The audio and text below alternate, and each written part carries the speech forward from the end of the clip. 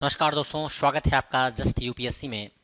जैसा कि आप सबको पता है, करंट अफेयर की सीरीज कर रहे हैं। ज्योग्राफी की करंट में हमने इसके पहले बहुत अच्छे से ये जाना था कि दक्षिणी चीन सागर, कैप्सियन सागर और इन सब सागरों के विषय में हमने बहुत अच्छे से जाना था कि हाँ, उनकी सीमाएं किससे लगती हैं, कौन कौन से देश लगे हुए हैं।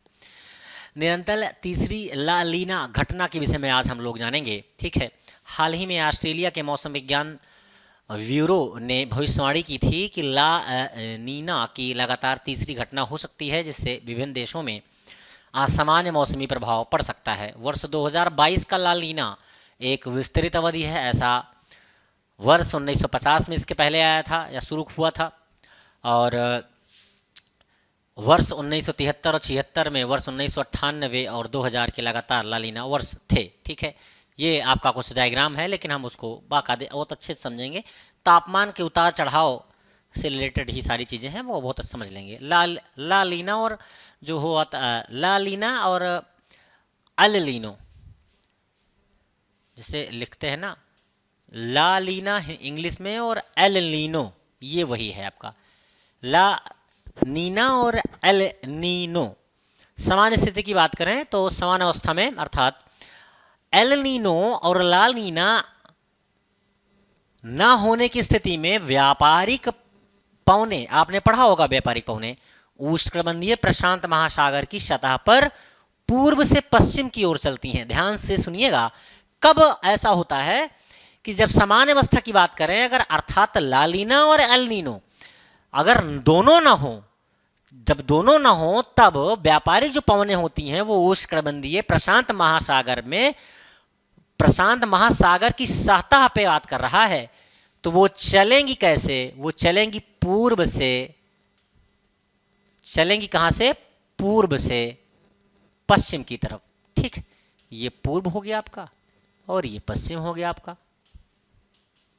ठीक, जो गर्म नम पवन और गर्म सतह के जल को पश्चिमी प्रशांत की ओर लाती हैं, पश्चिमी प्रशांत की ओर लाती हैं। मैंने बोला था मोड़ लीजिए मैप, मैप मोड़ लेंगे तो चिली के बगल वाला पश्चिमी हो जाएगा, पश्चिमी लाती हैं। मध्य प्रांत, मध्य प्रशांत महासागर कौन सा हो जाएगा? जहां पर आपका ऑस्ट्रेलिया न्यूजीलैंड के ऊपर वाला देख लीजिए, दक्षिणी चीन सागर हो रहा था, वो थोड़ा पूर्वी आप कह सकते हो, लेकिन पूरी तरह पूर्वी नहीं है, उसके और आगे जाओगे तो मध्य हो जाएगा।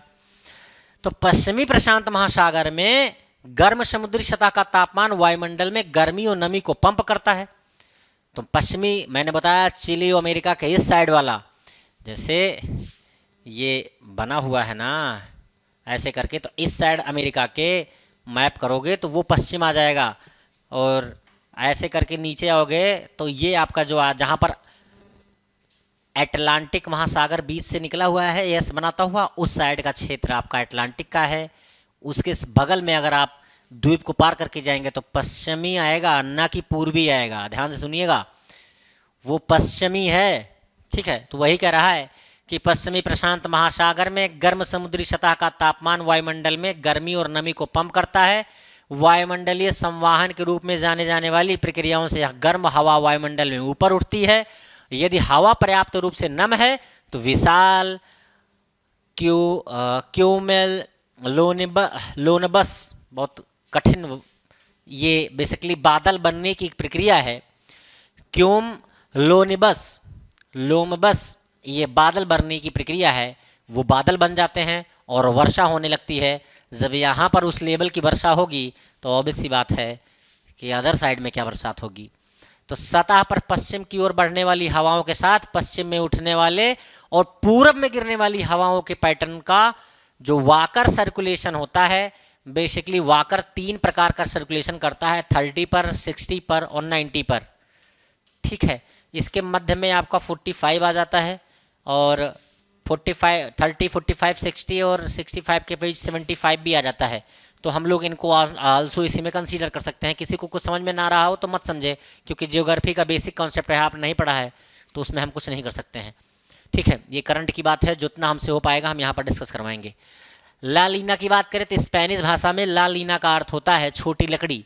इसे कभी अल विएखो, एंटी अल नीनो या एक शीत घटना भी कहा जाता है।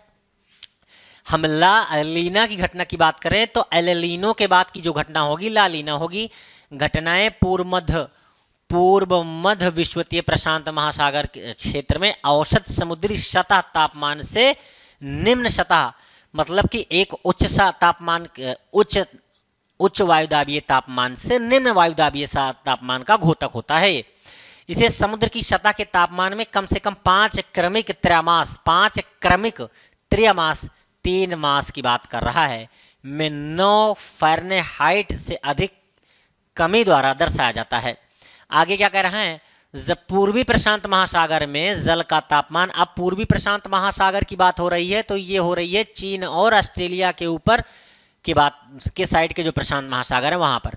पूर्वी प्रशांत महासागर क्षेत्र में जल का तापमान सामान्य की तुलना में कम हो जाता है तो ला लीना की घटना देखी जाती है, जिससे परिणाम स्वरूप पूर्वी विश्वसीय प्रशांत महासागरीय क्षेत्र में एक उच्च वायुदाब की स्थिति उत्पन्न होती है। जब उच्च वायुदाब की स्थिति उत्पन्न होगी तो उच्च वायुदाब से पवनें निम्न वायुदाब की ओर चलती हैं। तो जब उच्च वायुदाब बन गया ऑस्ट्रेलिया और ये पूरा इस साइड में, अगर आप देखें दक्षिण चीन सागर के साइड, उस साइड से वायु चली, वही वायु आकर दक्षिणी पश्चिमी मानसून भारत में बरसात करती है और अच्छी बरसात होती है। समझ में आया हो तो ठीक है, ना आया हो तो बहुत अच्छा। प्रभाव की बात करें तो यूरोप में क्या प्रभाव होगा, एल नीनो शीत ऋतु में तूफानों की प्रवृत्ति को कम करता है। ला लीना उत्तरी यूरोप विशेष रूप से यूके में हल्की ठंड, दक्षिणी पश्चिमी यूरोप में अत्यधिक ठंड और भूमध्य सागरीय क्षेत्र में बर्फबारी के लिए जिम्मेदार होता है। सबके अलग अलग प्रभाव हैं। फिर से देख लीजिए एक बार कि कह रहा है कि यूरोप में प्रभाव क्या होगा, तो यूरोप में जो एल नीनो है उसका प्रभाव ये है कि वहां पर शीत ऋतु में तूफान की प्रवृत्ति कम हो जाएगी। शीत ऋतु होती है, तूफान आते हैं बर्फीले, वो कम होंगे। लेकिन ला लीना जब आएगा यूरोप में तो उत्तरी यूरोप में विशेषकर यूके मतलब यूनाइटेड किंगडम की बात कर रहे हैं हम लोग, लंदन और ये इंग्लैंड की, वहां पर हल्की ठंड, दक्षिणी पश्चिमी यूरोप में अत्यधिक ठंड। दक्षिणी पश्चिमी यूरोप अगर मैप नहीं देखा देख लीजिए, वहां पर ज्यादा ठंड, और साथ ही जो भूमध्य सागरीय क्षेत्र है वहां पर बर्फबारी भी होगी, जिसके लिए जिम्मेदार ला लीना होगा, एल नीनो नहीं। ठीक, एल नीनो नहीं। एल नीनो तो केवल प्रवृत्ति को कम करता है तूफानों की। उत्तरी अमेरिका में, इस महाद्वीप में भी ऐसी स्थितियों को देखा जा सकता है। इसके व्यापक प्रभाव भी शामिल हैं। भूमध्य रेखीय क्षेत्र विशेष रूप से प्रशांत महासागरीय क्षेत्र में तेज हवाओं का प्रभाव होगा। कैरेबियन और मध्य अटलांटिक क्षेत्र में तूफान के लिए अनुकूल परिस्थितियां उत्पन्न हो जाएंगी। अमेरिका के विभिन्न राज्यों में तूफान की घटनाएं होंगी, वर्तमान में जैसा कि आ रखा है। दक्षिण अमेरिका में बात करें तो ला लीना दक्षिण अमेरिका देशों में पेरू और इक्वाडोर में सूखे का प्रमुख कारण बनेगा, क्योंकि उच्च दाब तो पूर्वी साइड बन गया और पहले उच्च दाब वहां बन गया, तो यहां पर क्या बनेगा, यहां भी उच्च दाब बन गया। उच्च दाब जहां बनेगा बरसात नहीं होगी, निम्न दाब बनना चाहिए। निम्न दाब होगा तो बरसात होने के चांसेस ज्यादा होंगे। ठीक है, तो यही कह रहा है कि दक्षिण अमेरिका देशों में पेरू और इक्वाडोर में सूखे का प्रमुख कारण बनता है और इसका आमतौर पर पश्चिमी दक्षिण अमेरिका के मछली पकड़ने के उद्योग पर बहुत ही सकारात्मक प्रभाव पड़ता है। पश्चिमी प्रशांत की बात करें तो पश्चिमी प्रशांत में ला लीना विशेष रूप से संवेदनशील क्षेत्र महाद्वीपीय एशिया और चीन में भूस्खलन जैसे तीव्रता को बढ़ावा देता है। ऑस्ट्रेलिया में भारी बाढ़ आ जाती है। पश्चिमी प्रशांत हिंद महासागर सोमालियाई तट से दूर के क्षेत्रों में तापमान में वृद्धि होती है, गर्मी बढ़ जाती है। अब एल नीनो की बात करें तो एल नीनो एक जलवायु प्रणाली है जो पूर्वी उष्णकटिबंधीय प्रशांत महासागर में सतही जल के तापमान में असामान्य रूप से वृद्धि के लिए जिम्मेदार होता है। बात वही है, असामान्य रूप से घट जाना, असामान्य रूप से बढ़ जाना तापमान, यही ला लीनो और लीनो के बीच की बात है। आपको डिफरेंसेस समझने होंगे। पश्चिमी प्रशांत महासागर कहाँ है, पूर्वी प्रशांत महासागर किसे कहा जा रहा है।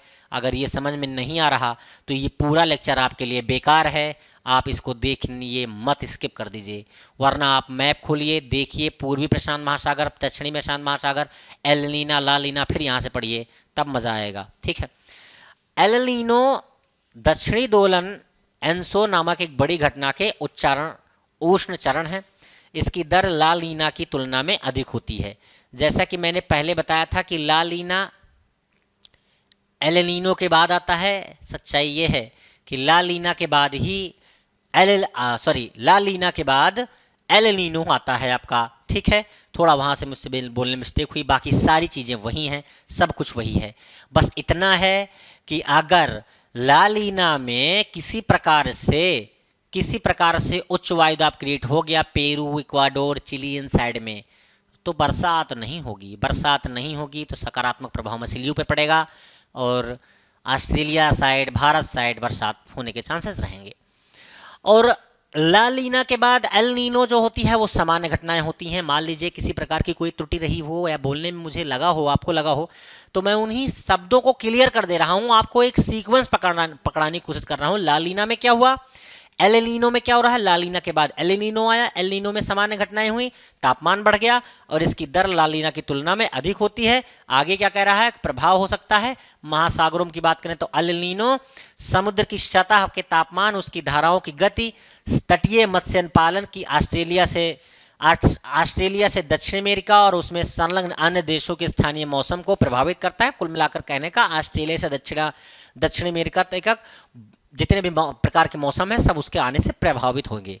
वर्षा की बात करें तो संवहन से वर्षा में वृद्धि होती है। दक्षिणी अमेरिका में इसमें बरसात हो सकती है। दक्षिण अमेरिका में वर्षा में भारी वृद्धि होती है, जिससे तटीय क्षेत्रों में बाढ़ और समतल मैदान में कटाव उत्पन्न हो जाएगा। बाढ़ और सूखे के कारण होने वाले रोग की बात करें तो बाढ़ और सूखे जैसे प्राकृतिक खतरों से प्रभावित क्षेत्रों में विभिन्न प्रकार के रोग पनपते हैं। एल नीनो जैसी जलवायु प्रणाली में से संबंधित बाढ़ विश्व के कुछ हिस्सों में हैजा, डेंगू, मलेरिया बहुत प्रकार की बीमारी लाती है। सूखा भी हो जाता है, जंगल में आग भी लग जाती है और श्वास संबंधी रोग का प्रमुख कारण इसी से बनता है। सकारात्मकता की बात करें तो कभी कभी इसका सकारात्मक प्रभाव भी इसका नजर आता है। उदाहरण के लिए एल नीनो अटलांटिक क्षेत्रों में तूफान की परिघटना को कम करता है। दक्षिण अमेरिका में बात करें तो एल नीनो के कारण दक्षिण अमेरिका में वर्षा होती है। वहीं इंडोनेशिया, ऑस्ट्रेलिया में यहाँ सूखा कारण बनता है। इन सूखों में जलाशय सूख जाते हैं, नदियों में कम पानी होता है, क्षेत्र की जल सप्लाई खतरे में पड़ जाती है, सिंचाई के लिए पानी जो है वो होता नहीं है और बहुत ज़्यादा नुकसान होता है। पश्चिमी प्रशांत क्षेत्र की बात करें तो हवाओं के गर्म पानी को पश्चिम प्रशांत की ओर ढकेलती है। एशिया और ऑस्ट्रेलिया की रणनीतिक सीमा स्थित है, जहाँ पर इंडोनेशिया में उष्ण व्यापारिक पवनों के कारण इक्वाडोर की तुलना में समुद्र की सतह पर सामान्य रूप से लगभग 5 मीटर ऊंची और 4 से 5 फ़ारेनहाइट या फिर कह सकते हैं 4 से 5 डिग्री सेल्सियस तापमान ऊंचा होता है। गर्म पानी के पश्चिम की ओर बढ़ने के कारण इक्वाडोर, पेरू, चिली के तटों पर ठंडी पानी सतह के ऊपर उठाते हैं और इस प्रक्रिया को हम लोग अपवेलिंग कहते हैं। और अपवेलिंग ठंडा पोषक तत्वों से भरपूर पानी को यूकोफोटिक जोन समुद्र की ऊपरी परत तक बढ़ा देता है। या फिर से एक बार सुन लीजिए, हमने इसको थोड़ा तेजी से पढ़ा दिया कि पश्चिमी प्रशांत की बात करें तो यहाँ पर क्या होता है, यहाँ पर पश्चिमी प्रशांत की ओर ये हवाओं को ढकेल देती हैं। एशिया, ऑस्ट्रेलिया में जहाँ पश्चिमी प्रशांत की जो रणनीतिक सीमाएं स्थित हैं, पूर्वी और पश्चिम के बीच में, भाई ऑस्ट्रेलिया तो स्थित है ना वहीं पे, तो इंडोनेशिया में उष्ण व्यापारिक पवनों के कारण इक्वाडोर की तुलना में सामान्य से ज़्यादा 4 से 5% गर्मी ज़्यादा होगी। गर्म पानी के पश्चिम की ओर बढ़ने के कारण इक्वाडोर, पेरू, चिली इन तटों पर ठंडे पानी सतह से ऊपर उठने लगते हैं, जिनको हम लोग नाम देते हैं अपलेवलिंग। क्या बोलते हैं? अपवेलिंग। और इसी अपवेलिंग को हम लोग आगे चल करके यूफोटिक जोन भी कहते हैं, और जो कि हमारे समुद्र की ऊपरी परत है। बेसिकली समझाना पड़ता है तो बीच बीच में अटक जाते हैं, भैया ऐसा मत समझिएगा कि यहाँ नहीं पढ़ पा रहे हैं, ऐसा कुछ है, ठीक है। एल नीनो दक्षिणी दोलन का संबंध क्या है? तो ला लीना और एल नीनो के संयुक्त चरणों को एल नीनो दक्षिणी दोलन भी कहा जाता है। या पूरी पृथ्वी पर वर्षा के पैटर्न, वैश्विक वायुमंडल परिसंचरण और वायुमंडलीय दाब को प्रभावित करता है। निरंतर तीसरा ला लीना के प्रभाव की बात करें तो भारतीय मौसम विज्ञान के द्वारा कहा गया है कि ला लीना की स्थिति वर्तमान में भूमध्य सागरीय प्रशांत महासागर पर बनी हुई है। भारत पर प्रभाव क्या होगा चरम मौसम में? भारत के मौसम विज्ञान का कहना है कि भविष्यवाणी है कि भारत के कुछ हिस्से में भारी वर्षा हो सकती है। पश्चिमी घाटों में औसत से अधिक और पश्चिमी घाटों पर औसत या औसत से कम वर्षा हो सकती है। उत्तर भारत में सर्दियों में होने वाली वर्षा सामान्य से कम होगी। पश्चिमी हिमालय में हिमपात कम होगा।